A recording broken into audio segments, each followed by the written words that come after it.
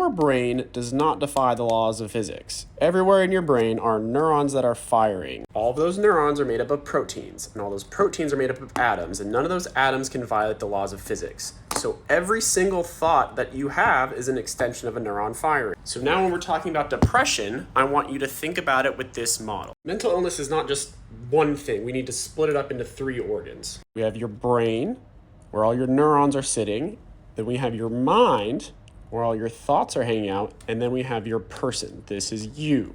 Does that kind of make sense? Let's say I'm Phineas Gage, and a giant railroad spike shoots right through here and nails my limbic system, completely separates it. That's going to affect my mind, because my mind and all my cognitive faculties are seated right here in the biology of my neurons. So when that goes, my ability to regulate my emotions changes. I've uncontrollable emotions, which is going to change how I operate as a person. Picture this computer. So inside of my computer, I evolve my hardware. Think about that like it's my brain. And then over here, I have my monitor with all my software. This is like my mind. And me operating the computer, that's the person. Let's say this starts overheating, the fan is broken.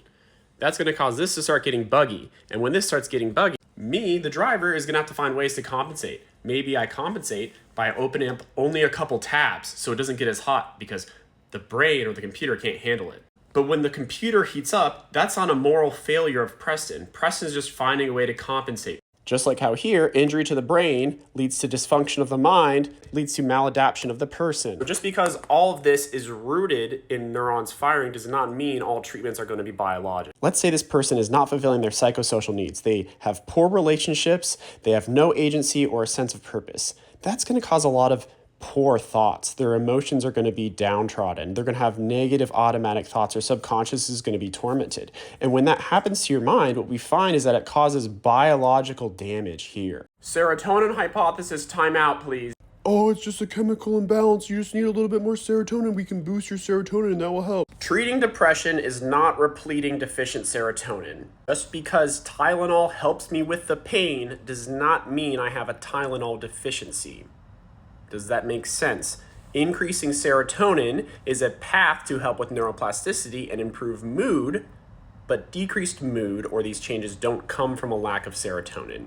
It's just the road to success, but it wasn't the path to failure. Glad we could clear that up. This is why depression is so complicated. What if I had a stroke that caused a lot of damage to my neurons here, which didn't allow my mind to access its senses or its emotions in the same lucid way it used to? This is going to change my personhood fundamentally, which could lead to depression.